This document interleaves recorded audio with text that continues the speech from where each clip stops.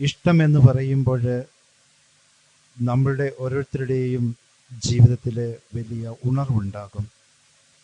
ഇഷ്ടമുള്ളവരെ കാണുമ്പോൾ നമ്മുടെ മനസ്സ് സന്തോഷിക്കും.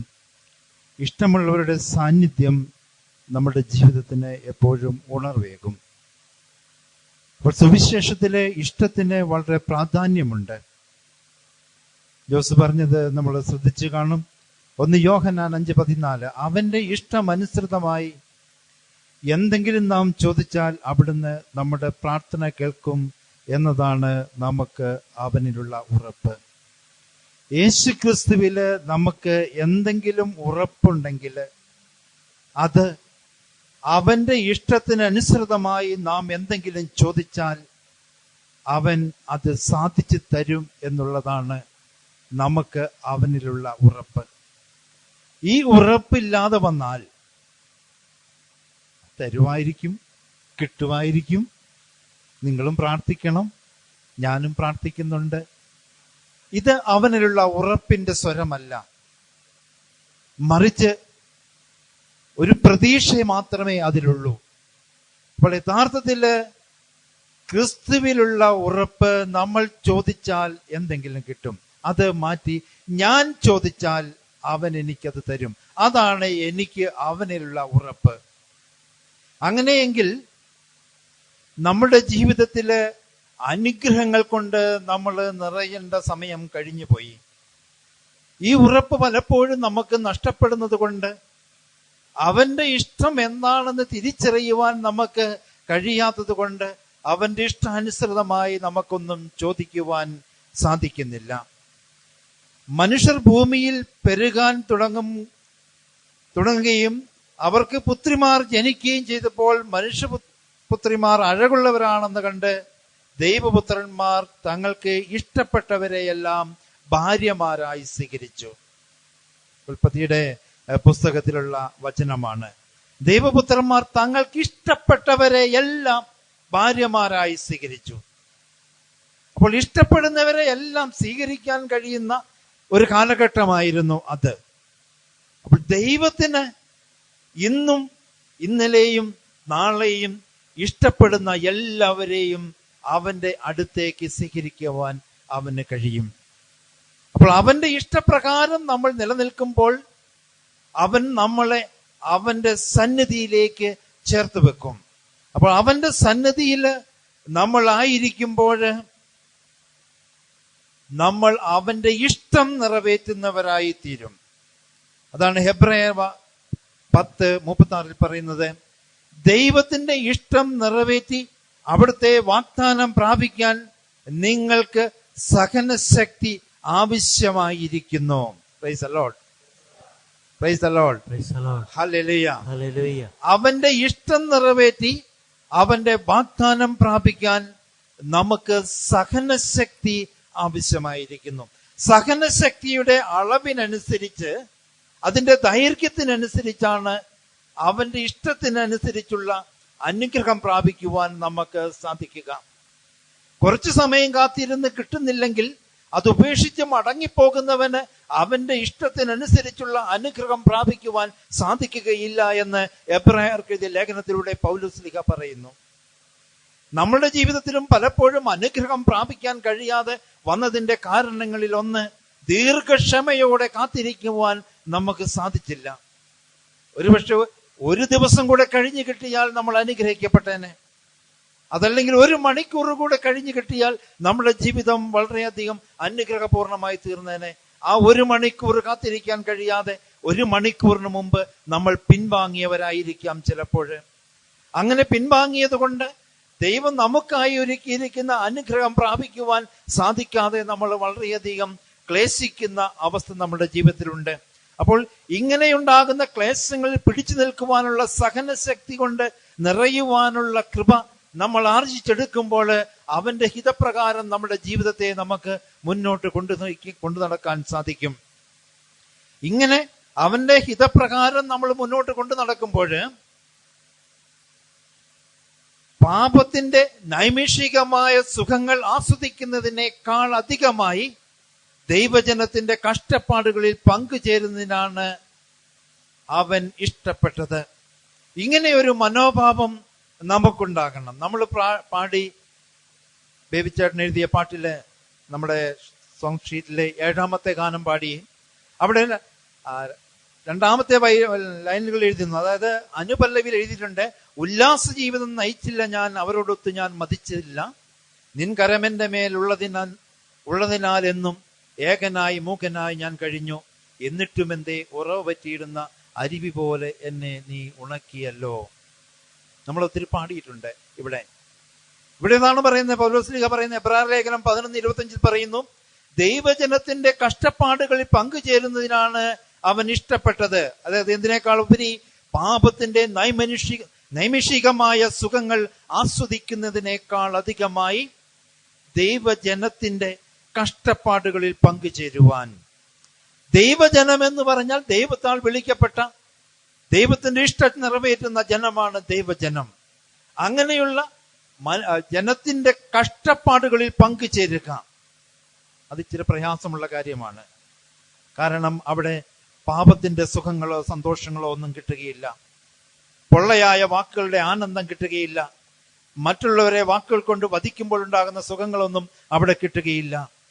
അതുകൊണ്ടാണ് ജെറമ്യാ പ്രവാചകൻ പറഞ്ഞത്, ഉല്ലാസ ജീവിതം നയിച്ചില്ല ഞാൻ, അവരോടൊത്ത് ഞാൻ മതിച്ചതുമില്ല എന്ന്. കാരണം ദൈവത്തിന്റെ പ്രവാചകനായ ജെറമ്യാ എല്ലാവരാലും ഒറ്റപ്പെട്ട ഒരു മനുഷ്യനായിരുന്നു. കാരണം ജെറമ്യാ പ്രവചിക്കുന്നത് മുഴുവനും നാശം, ദുരിതം, തകർക്കപ്പെടും, ഇടിച്ചു നിരത്തപ്പെടും എന്നാണ് ജെറമ്യാ പ്രവചിച്ചത്. അതുകൊണ്ട് ജെറമ്യയുടെ പ്രവചനം കേൾക്കുമ്പോൾ ജനമെല്ലാം ഭയന്ന് വിറയ്ക്കും. അപ്പോൾ ജനങ്ങൾ ജെറമ്യായിൽ നിന്നും അകന്നു മാറി നിൽക്കും. അങ്ങനെ ഏകനായി മൂകനായി ജെറമ്യാ കഴിയുകയാണ്. എന്നിട്ടും ജെറമ്യയുടെ ദുരിതം തീരുന്നില്ല. അപ്പോഴും ജെറമ്യാ ഈ ലോകത്തിലെ ജനത്തിന്റെ പുറകെ പോകുന്നില്ല, മറിച്ച് ദൈവത്തിന്റെ ഇഷ്ടം അന്വേഷിച്ച് ദൈവത്തിന്റെ കൂടെ ജീവിക്കുകയാണ് ചെയ്യുന്നത്. അതുകൊണ്ടാണ് എബ്രായർ ലേഖനത്തിൽ ഇങ്ങനെ പറഞ്ഞത്, ദൈവജനത്തിന്റെ കഷ്ടപ്പാടുകളിൽ പങ്കുചേരുന്നതാണ് അവൻ ഇഷ്ടപ്പെട്ടതെന്ന്. ഇന്ന് നമ്മുടെ കൂമ്പാർ ബേബിച്ചേട്ടനെ കൂട്ടി പറയാണ്, അദ്ദേഹം പോസ്റ്റ് ഓഫീസിൽ ഡ്യൂട്ടി കഴിഞ്ഞ് 1:30 ആയപ്പോൾ എഫാത്തയുടെ ഓഫീസിലേക്ക് വന്നു. പുറത്ത് നല്ല വേദനയാണ്. മരുന്നൊക്കെ കോട്ടയ്ക്കൽ ആയുർവേദശാലയിൽ പോയി വാങ്ങിക്കൊണ്ട് വന്നിട്ടാണ് പുറത്ത് തേച്ച് കൈവേദന എടുത്തിട്ട് ഇരിക്കാൻ പറ്റാത്ത അവസ്ഥയാണ്. ഇവിടെ വന്നിരുന്ന് ഒരു പാട്ട് റെക്കോർഡ് ചെയ്തു. നമ്മളെ ഈ സംവിധാനം ഉപയോഗിച്ച് നമ്മൾ ഒരു പാട്ട് റെക്കോർഡ് ചെയ്തു. കോടഞ്ചേരിയിൽ നിന്ന് റോയി പാട്ടുകാരൻ വന്ന് പാടി അത് ചെയ്തു വെച്ചിരിക്കുക. എന്നിട്ടും ഇവിടെ ഈ ദൈവജനത്തിന്റെ, അതായത് ഈ എഫാത്ത ശുശ്രൂഷയുടെ കഷ്ടപ്പാടുകളിൽ പങ്കുചേർന്ന് ഇവിടെ ഇരിക്കുകയാണ്. ഒത്തിരി വേദനകളുണ്ട് ആ മനുഷ്യന്റെ ജീവിതത്തിൽ. വേണമെങ്കിൽ വീട്ടിൽ പോയി സുഖമായിട്ട് കിടക്കാം, വേറൊരു ദിവസം ചെയ്യാമെന്ന് വെച്ചു.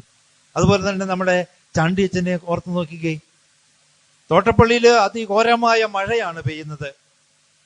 അച്ഛൻ പറഞ്ഞു, എനിക്ക് ബൈക്ക് കൊണ്ട് പോരാൻ പറ്റുകയില്ല, അതുകൊണ്ട് ഞാൻ വണ്ടി കൊണ്ടുപോയി അച്ഛനെ കൂട്ടിക്കൊണ്ടുവരികയാണ് ചെയ്തത്. വേണേ അച്ഛന് പറയാമായിരുന്നു, വലിയ മഴയാ, ഇന്ന് ഏതായാലും പോരുന്നില്ല, രാത്രിയിൽ തിരിച്ചൊക്കെ പോകണം, ആ മല കയറി ഇനി രാത്രിയിൽ അങ്ങ് എത്തണം, അതുകൊണ്ട് നിങ്ങൾ തന്നെ ശുശ്രൂഷയൊക്കെ ചെയ്താൽ മതി, ഞാൻ വരുന്നില്ല എന്ന് വേണമെങ്കിൽ അച്ഛന് പറയാമായിരുന്നു. എന്നാൽ എഫാത്തയുടെ ശുശ്രൂഷയിൽ അതിന്റെ വേദനകളും കഷ്ടതകളും സഹിക്കുവാന് വളരെ ദൂരത്തു നിന്ന് മഴയും പ്രതികൂലമായ സാഹചര്യങ്ങളും ഉള്ളപ്പോൾ ഈ ദൈവജനത്തിന്റെ കഷ്ടപ്പാടുകളിൽ പങ്കുചേരുവാൻ അച്ഛനും ആ മലയിറങ്ങി ഇങ്ങോട്ട് വന്നു.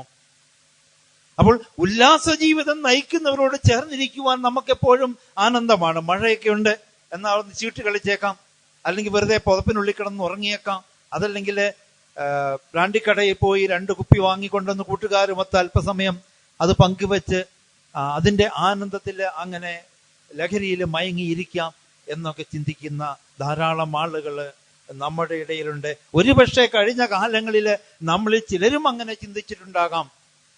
എന്നാൽ അതിലൊക്കെ എത്രയോ വലിയ സന്തോഷമാണ് ദൈവജനത്തിന്റെ കഷ്ടതയിൽ പങ്കുചേരുമ്പോൾ കിട്ടുക എന്നുള്ളത്. അതാണ് ദൈവത്തിന്റെ ഹിതമെങ്കിൽ അങ്ങനെ തന്നെ നടക്കട്ടെ എന്ന് ചിന്തിക്കുമ്പോഴാണ് ദൈവത്തിന്റെ കാരുണ്യം അവരുടെ മേലെ നിരന്തരയായി വന്ന് നിറയുക.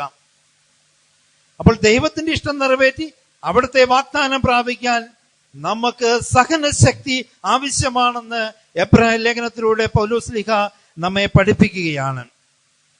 അപ്പോൾ ഇങ്ങനെ പൗലോസ്ലീഹ നമ്മെ പഠിപ്പിക്കുമ്പോൾ വീണ്ടും എബ്രായർക്കെതിരെ ലേഖനത്തിൽ പൗലോസ്ലീഹ പറയുന്നു, അപ്പോൾ പുസ്തകത്തിന്റെ ആരംഭത്തിൽ എന്നെ കുറിച്ച് എഴുതിയിരിക്കുന്നത് പോലെ ഞാൻ പറഞ്ഞു, ദൈവമേ, അവിടുത്തെ ഇഷ്ടം നിറവേറാൻ ഇതാ ഞാൻ വന്നിരിക്കുന്നു. ദൈവമേ, അവിടുത്തെ ഇഷ്ടം നിറവേറ്റാൻ ഞാൻ ഇതാ വന്നിരിക്കുന്നു. ഇങ്ങനെ നമ്മുടെ ജീവിതത്തിൽ ഉടനീളം നമുക്ക് പറയാൻ കഴിഞ്ഞാൽ ദൈവം നമ്മുടെ ജീവിതത്തിൽ അനുഗ്രഹങ്ങൾ കൊണ്ട് നിറയ്ക്കും. കഷ്ടതയും വേദനയും നൊമ്പരങ്ങളും നമ്മുടെ ജീവിതത്തെ വേട്ടയാടുമ്പോൾ ദൈവത്തിന്റെ കൃപ ഈ വേദനയ്ക്ക് മുകളിൽ ഉയർന്നു നിൽക്കുമ്പോൾ വേദന വേദനയല്ലാതെ മാറും. സ്വന്തം മക്കൾക്ക് വേണ്ടി രാപകൽ മുണ്ട് മുറുക്കിയെടുത്ത് അധ്വാനിക്കുന്ന സ്നേഹമുള്ള മാതാപിതാക്കൾക്ക് അവരുടെ കഷ്ടത ഒരു കഷ്ടതയല്ല. ദൈവത്തിന്റെ വചനം പറയുന്നു, പ്രസവവേദന അനുഭവിക്കുന്ന സ്ത്രീക്ക് ഒരു കുഞ്ഞിനെ പ്രസവിച്ചു കഴിഞ്ഞാൽ അവളുടെ വേദന ഒരു വേദനയേ അല്ല. കാരണം ഒരു കുഞ്ഞിന് ജന്മം നൽകിയതിലൂടെ അവൾ സന്തോഷിക്കുന്നു എന്ന്. ഇതുപോലെയാണ് ദൈവജനമായിരിക്കുന്ന ദൈവത്തിന്റെ ഇഷ്ടം നിറവേറ്റുന്ന വ്യക്തികളുടെ ജീവിതം. കഷ്ടതകളും നൊമ്പരങ്ങളും വേദനകളും പീഡനങ്ങളും അധ്വാനത്തിന്റെ ക്ലേശങ്ങളും നിരനിരയായി അവരുടെ ജീവിതത്തിൽ വന്നു നിറയുമ്പോഴും ആ വേദനകളെ ഓർക്കാതെ അതിൽ നിന്ന് കിട്ടുന്ന ഫലത്തെ ഓർത്ത് സന്തോഷിക്കുകയും ആ സന്തോഷത്തിലൂടെ അവരുടെ കഷ്ടതകളെ ഇല്ലാതായി തീരുകയും ചെയ്യുന്ന അനുഭവം അവരുടെ ജീവിതത്തിലുണ്ട്. അവിടെയാണ് ദൈവത്തിന്റെ ഹിതം അന്വേഷിക്കുന്നവരുടെ വിജയം നിലനിൽക്കുന്നത്. അപ്പോൾ ദൈവത്തിന്റെ ഹിതം എന്താണോ അതിനനുസരിച്ച് നമ്മൾ ജീവിക്കുമ്പോഴാണ് നമ്മളുടെ ജീവിതം വിജയം ഭരിക്കുവാൻ കഴിയുന്ന അവസ്ഥയിലേക്ക് എത്തിച്ചേരുക. അപ്പോൾ അവിടുന്ന് വീണ്ടും പറഞ്ഞു, അടയാളങ്ങൾ, അത്ഭുതങ്ങൾ, പല വിധത്തിലുള്ള ശക്തമായ പ്രവൃത്തികൾ എന്നിവ കൊണ്ട് തന്റെ ഇഷ്ടത്തിനൊത്ത് പരിശുദ്ധാത്മാവിനെ ദാനം ചെയ്തുകൊണ്ടും ദൈവം തന്നെ ഇതിന് സാക്ഷ്യം നൽകിയിരിക്കുന്നു. Price the lord, hallelujah. തന്റെ ഇഷ്ടത്തിനൊത്ത് പരിശുദ്ധാത്മാവിനെ ദാനം ചെയ്യുന്നു. എന്തിനു വേണ്ടിയിട്ട്?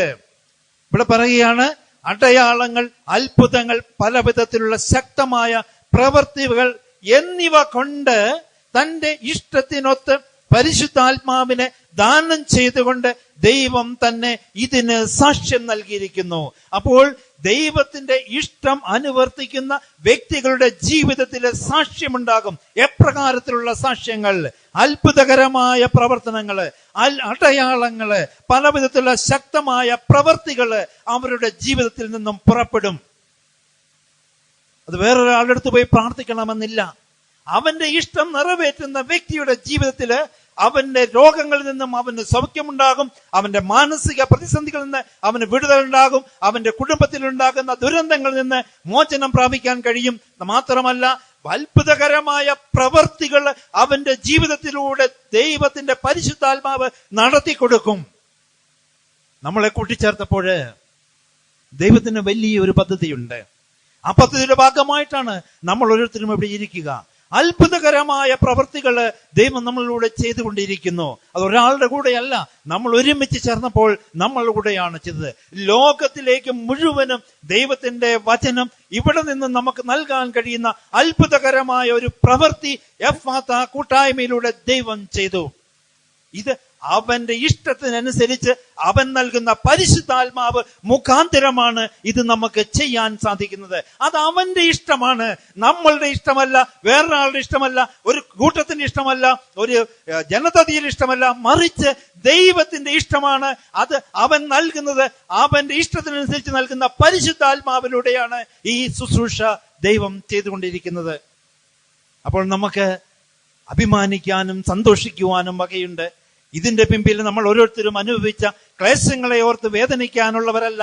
ഇതിന്റെ മുമ്പിൽ നമ്മൾ അനുഭവിച്ച നഷ്ടങ്ങളെ കുറിച്ച് ചിന്തിച്ച് ദുഃഖിതരാകാനുള്ളതല്ല. മറിച്ച് അവൻ നമ്മളിലൂടെ അവന്റെ പരിശുദ്ധാത്മാവിലൂടെ ചെയ്യുന്ന ഈ പ്രവൃത്തികളുടെ ഫലങ്ങൾ ലോകത്തിലെ ദൈവജനത്തിന്റെ കഷ്ടതയിൽ പങ്കുചേരുന്നതിന് ദൈവം നമ്മെ വിളിച്ചതാണെന്നുള്ള ബോധ്യത്തോടെ നമ്മൾ പ്രവർത്തിക്കുകയും പ്രാർത്ഥിക്കുകയും ചെയ്യുമ്പോൾ അത് ലോകജനത്തിന് അനുഗ്രഹമായി തീരും.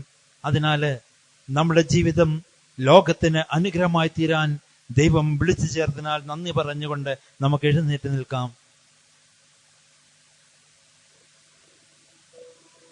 എത്രയോ നാള് നമ്മൾ പ്രാർത്ഥിച്ചു. അങ്ങനെ എത്രയോ പ്രാവശ്യം ദൈവത്തോട് ചോദിച്ചു, ദൈവമേ, നീ എന്തേ എന്റെ പ്രാർത്ഥന കേൾക്കാത്തത്? കർത്താവേ, എന്റെ കഷ്ടത നീങ്ങാത്തത്? തലമുറയായി ഞാനും എന്റെ കുടുംബവും എന്റെ വല്യപ്പനും അപ്പനും മക്കളുമൊക്കെ വളരെയധികം കഷ്ടതയും ക്ലേശവും അനുഭവിക്കുന്നുണ്ട്. എന്റെ വേദനയൊന്നും തീരുന്നില്ലല്ലോ, ഒന്നിനു പിറകെ ഒന്നായി വേദന വന്നു തീരുന്നല്ലോ. എന്റെ വേദനയുടെ മുറിവുകൾ ഉണങ്ങാൻ കൂട്ടാക്കാതെ ദൈവമേ നീ എന്നിൽ നിന്നും മറഞ്ഞിരിക്കുന്നെന്ത് എന്ന് നമ്മൾ ചോദിച്ചു. പക്ഷെ ഇങ്ങനെ ചോദിച്ചപ്പോഴ് അതിന്റെ ഉത്തരം ഇതാണ്: അവന്റെ ഇഷ്ടമനുസരിച്ച് നിങ്ങൾ എന്ത് ചോദിച്ചാലും അത് ലഭിക്കുമെന്നുള്ള ഉറപ്പ് നമുക്കുണ്ടോ? ഈ ഉറപ്പുണ്ടെങ്കിൽ നമ്മൾ ഇനി അവനോട് ഇങ്ങനെ ചോദിക്കേണ്ടതില്ല. കാരണം എന്റെ കർത്താവിൽ എനിക്കുള്ള ഉറപ്പ്, ഞാൻ ചോദിക്കുന്നത് അവൻ തരും. നമുക്കൊരോരുത്തർക്കും മനസ്സിൽ പറയാം, എനിക്ക് എന്റെ ക്രിസ്തുവിലുള്ള ഉറപ്പ്, ഞാൻ ചോദിക്കുന്നത് അവൻ തരും എന്നുള്ളതാണ്. ഉറപ്പിച്ച് പറഞ്ഞ് നമുക്ക് പല നാൾ പ്രാർത്ഥിച്ചു, ഫലമില്ലാതെ ഞാൻ ദൈവമേ നിന്നോട് ചോദിച്ചു. ഉല്ലാസ ജീവിതം നയിച്ചില്ല ഞാൻ, അവരോടൊത്തു ഞാൻ മതിച്ചതില്ല. ഉല്ലാസ ജീവിതം നയിച്ചില്ല ഞാൻ, അവരോടൊത്തു ഞാൻ മതിച്ചതില്ല. നിൻകരമെന്റെ മേൽ ഉള്ളതിനാലെന്നും ഏകനായി മൂകനായി ഞാൻ കഴിഞ്ഞു. എന്നിട്ടുമെന്തേ ഉണർവ പറ്റിയിടുന്ന അരവി പോലെന്നെ നീ ഉണക്കിയല്ലോ. ഇങ്ങനെ പല നാൾ പ്രാർത്ഥിച്ചു, ഫലമില്ലാതെ ഞാൻ ദൈവമേ നിന്നോടു ചോദിച്ചു. എന്തുരിതം എന്തേ തീരാത്തു, എൻ വേദന എന്തേ മാറാത്തു. എൻ മുറിവുണക്കുവാൻ കൂട്ടാകാതെ നീ എന്തേ ദൈവമേ മറഞ്ഞിരിപ്പോ. 1 കൊരിന്ത്യർ 15:38 പറയുന്നു, എന്നാൽ ദൈവം തന്റെ ഇഷ്ടമനുസരിച്ച് ഓരോ വിത്തിനും അതിൻ്റെതായ ശരീരം നൽകുന്നു. Price the Lord. എന്നാൽ ദൈവം തന്റെ ഇഷ്ടമനുസരിച്ച് ഓരോ വിത്തിനും അതിൻ്റെതായ ശരീരം നൽകുന്നു. ഇങ്ങനെ നമ്മൾ പ്രാർത്ഥിച്ചു, ഇങ്ങനെ നമ്മൾ ചോദിച്ചു, എനിക്കെന്തേ നിറം കുറവ്, എനിക്കെന്തേ പൊക്കം കുറവ്, എനിക്കെന്തേ വണ്ണം കൂടുതല്, ഞാൻ എന്തേ മെലിഞ്ഞിരിക്കുന്നു, ഞാൻ എന്തേ കാണാൻ ഭംഗിയില്ലാതായിരിക്കുന്നു, ഞാൻ എന്ത് വിരൂപയായിരിക്കുന്നു. ദൈവമേ, എനിക്ക് എന്നെ തന്നെ ഇഷ്ടമില്ല, നീ എന്നെ ഇങ്ങനെ സൃഷ്ടിച്ചത് കൊണ്ട് എനിക്ക് നിന്നെയും ഇഷ്ടമില്ല എന്നെത്രയോ പ്രാവശ്യം നമ്മൾ പറഞ്ഞിട്ടുണ്ടാകും. മറ്റുള്ളവർക്കെല്ലാം സന്തോഷവും സുഖമാണ്, മറ്റുള്ളവർക്കെല്ലാം ആനന്ദമാണ്, മറ്റുള്ളവരെല്ലാം എത്ര സന്തോഷത്തോടെ നടക്കുന്നു. എന്നിട്ട് എന്റെ ജീവിതത്തിൽ എന്നും ദുരിതവും കഷ്ടപ്പാടും ദുഃഖവും ക്ലേശങ്ങളും മാത്രമാണല്ലോ എന്ന് നമ്മൾ പറഞ്ഞില്ലേ? എന്നാൽ ഇവിടെ വചനം പറയുന്നു, ദൈവം തന്റെ ഇഷ്ടമനുസരിച്ച് ഓരോ വിത്തിനും അതിൻ്റെതായ ശരീരം നൽകുന്നു. ദൈവം നമുക്ക് നൽകിയത് നമ്മുടെ രൂപവും നമ്മുടെ നിറവും നമ്മുടെ പല്ലും നമ്മുടെ കണ്ണും നമ്മുടെ ശരീരത്തിന്റെ എല്ലാ മേഖലകളും അവന്റെ ഇഷ്ടമനുസരിച്ചാണ് നൽകിയത്. അപ്പോൾ അവനോട് ഇങ്ങനെ ചോദിക്കുന്ന വിലകെട്ട വാക്കുകള് നമ്മൾ ഒഴിവാക്കിയാൽ നമ്മൾ അനുഗ്രഹിക്കപ്പെടും. ഇവിടെ നമ്മളിങ്ങനെ എഴുതി, ബേബിച്ചേട്ടൻ എഴുതി, മകനെ, ഞാനെന്നും നിന്റെ ദൈവം, തിരിച്ചു വന്നാൽ നിന്നെ പുനഃസ്ഥാപിക്കാം. എവിടെ നിന്ന് തിരിച്ചു വരണമെന്ന് പലപ്പോഴും നമുക്കറിയത്തില്ല. എവിടെ നിന്നാണ് നമ്മൾ തിരിച്ചു വരേണ്ടത്?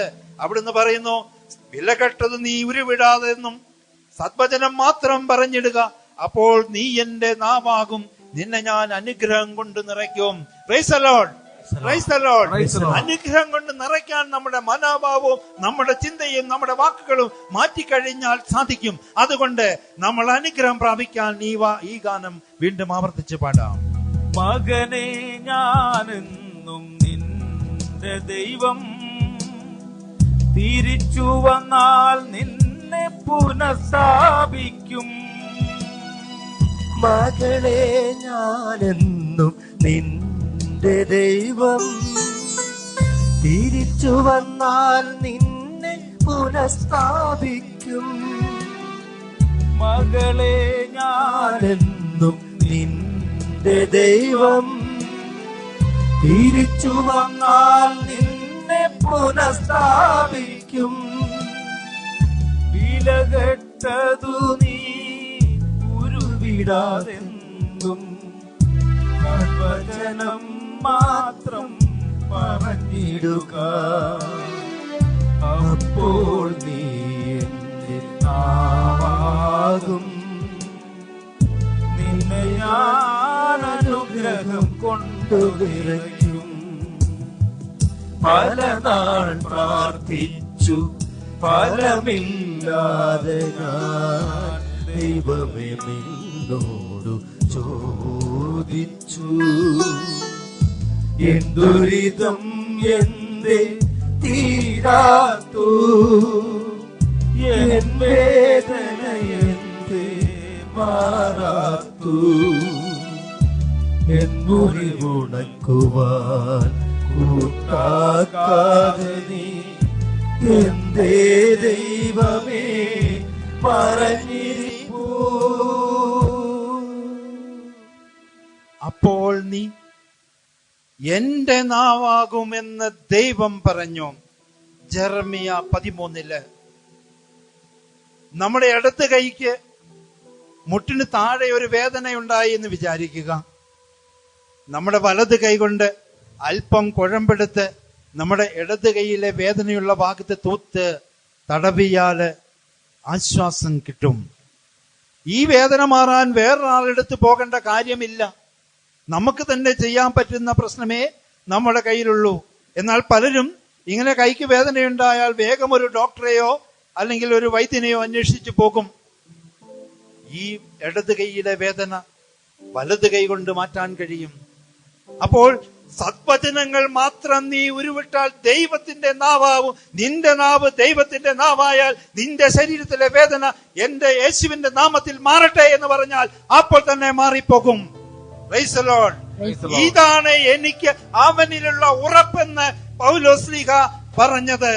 എനിക്ക് യേശുക്രിസ്തുവിലുള്ള ഉറപ്പ്, അവന്റെ ഇഷ്ടപ്രകാരം ഞാൻ എന്തെങ്കിലും ചോദിച്ചാൽ അതെനിക്ക് സാധിച്ചു കിട്ടും. ഇതാണ് ഇവിടെ പറഞ്ഞത്.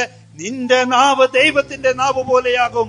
നീ സദ്വചനം മാത്രം പറഞ്ഞാൽ നിന്റെ ശരീരത്തിലെ രോഗം, നീ പ്രാർത്ഥിക്കുമ്പോൾ രോഗത്തോട് കൽപ്പിക്കുക, എന്റെ ശരീരത്തില് ദൈവത്തിന്റെ ഹിതമല്ലാത്ത എന്തെങ്കിലും ഉണ്ടെങ്കിൽ, ഏതെങ്കിലും രോഗമുണ്ടെങ്കിൽ അവ മാറിപ്പോകട്ടെ എന്ന് നീ പറഞ്ഞാൽ അത് സംഭവിക്കും. കാരണം നിന്റെ നാവ് ദൈവത്തിന്റെ നാവാണെന്ന് വചനം പറയുന്നു.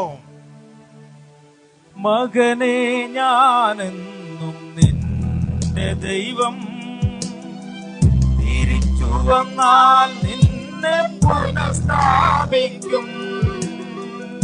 മകളെ ഞാനെന്നും നിന്റെ ദൈവം, തിരിച്ചു വന്നാൽ നിന്നെ പുനഃസ്ഥാപിക്കും. തിരിച്ചു വരിക. എവിടെ നിന്ന്?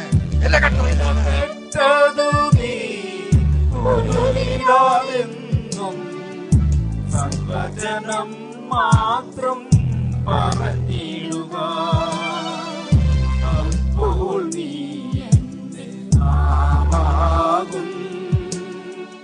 നിന്നെ ഞാൻ അനുഗ്രഹം കൊണ്ടു നിറയ്ക്കും. പല നാൾ പ്രാർത്ഥിച്ചു ഫലമില്ലാതെ ഞാൻ ദൈവമേ നിന്നോടു ചോദിച്ചു. പിന്നെ ഒരിക്കൽ കൂടി നമ്മളെ തന്നെ സമർപ്പിക്കാം. നമുക്ക് വേണ്ടി ഇപ്പോഴും നമ്മളെ ബഹുമാനപ്പെട്ട ചാണ്ടിയച്ചൻ പ്രാർത്ഥിക്കും.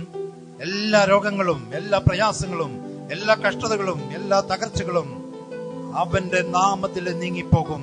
കാരണം നിന്റെ നാവ് ദൈവത്തിന്റെ നാവാണ്. അപ്പോൾ ദൈവം നിന്നെ അനുഗ്രഹിക്കും. ഇന്ന് പ്രാർത്ഥനയുടെ സമയത്ത് നിങ്ങൾക്ക് ഓരോരുത്തർക്കും കുരിശ് രൂപം നിങ്ങളുടെ കയ്യിലേക്ക് തരും. ആ സമയത്ത് നിങ്ങൾക്ക് ഈശോയെ ഞാനങ്ങ് സ്നേഹിക്കുന്നെന്ന് 3 പ്രാവശ്യം നിങ്ങൾക്ക് ഈശോയുടെ ആ കാൽച്ചുവട്ടിൽ നമ്മുടെ ജീവൻ സമർപ്പിച്ച് നമ്മുടെ നാവും നമ്മുടെ ജീവിതവും നമ്മുടെ ശക്തിയുമെല്ലാം യേശു ക്രിസ്തുവിന് പൂർണ്ണമായി നമുക്ക് പരിവേൽപ്പിക്കാം. ഇന്ന് യേശു നമ്മുടെ ഓരോരുത്തരെയും സ്വന്തമായതിൻ്റെ അടയാളമായിട്ട് കുരിശ് രൂപം നിങ്ങളുടെ കയ്യിലേക്ക് തരികയാണ്. നിങ്ങൾക്ക് ഓരോരുത്തർക്കും ആ സമയത്ത് അച്ഛൻ നിങ്ങളുടെ തലയിൽ തൈലം പൂശി ദൈവമായിട്ട് പ്രാർത്ഥിക്കും. അപ്പോൾ നമുക്ക് ഓരോരുത്തർക്കും എൻ്റെ സ്വന്തമായി ഇനി യേശു ക്രിസ്തു എൻ്റേതാണ്, ഞാൻ അവൻ്റേതാണ്. അങ്ങനെ ഇനി അച്ഛൻ്റെയോ ബ്രദറിൻ്റെയോ പേരിലല്ല, ഞങ്ങൾ തന്നെ അവൻ ഞങ്ങളുടെ രക്ഷകനായിട്ട് ഈ ദിവസം ഇതാ യേശുവിനെ ഞാൻ എൻ്റെ സ്വന്തമാക്കിയിരിക്കുന്നു.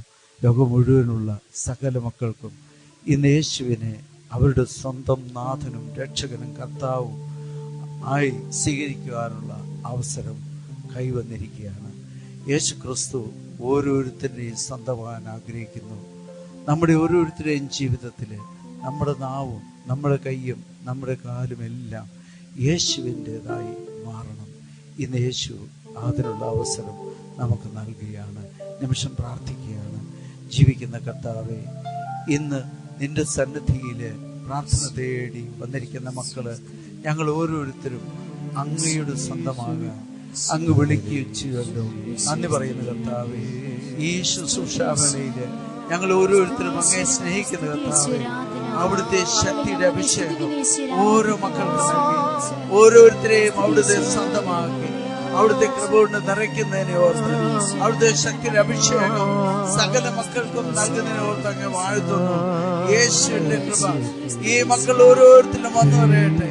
യേശുവിനെ സ്വന്തം നാഥൻ രക്ഷകനുമായി ഈ മക്കൾ ഓരോരുത്തരും സ്വീകരിച്ച് അവിടുത്തെ സ്വന്തമായി അവിടുത്തെ മാത്രമായി ജീവിക്കാൻ ഇവർക്ക് ഓരോരുത്തർക്കും അവ കൃപ നൽകണമേ. ഞങ്ങളെ പ്രാർത്ഥന കേട്ട് ഞങ്ങളെ അനുഗ്രഹിക്കുന്ന പൊന്നുതമ്പുരാനെ, അവിടുത്തെ അഭിഷേകത്താൽ ഞങ്ങൾ ഓരോരുത്തരെയും അങ്ങ് മുദ്രയിട്ട് വിശുദ്ധീകരിക്കണമേ. ഹല്ലേലൂയ. യേശുവേ നന്ദി.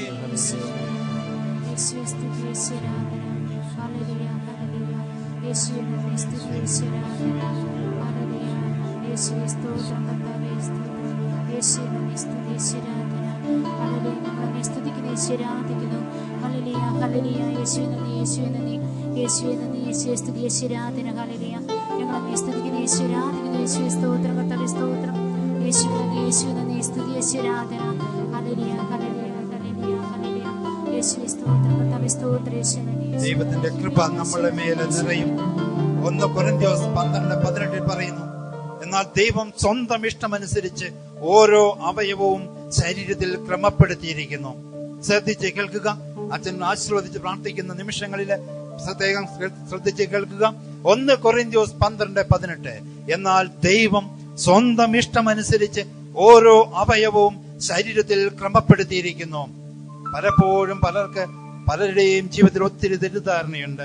എന്റെ മകൻ എന്താ ഇങ്ങനെ ഇരിക്കുന്നത്, എന്റെ മകൾ എന്താ ഇങ്ങനെ ഇരിക്കുന്നത്, ഇവള് വേറെ ആരുടെയെങ്കിലും കൂടെ പോയോ, എന്നെ പോലെയൊന്നും അല്ലല്ലോ, ഇങ്ങനെ പല സംശയങ്ങളുണ്ട്.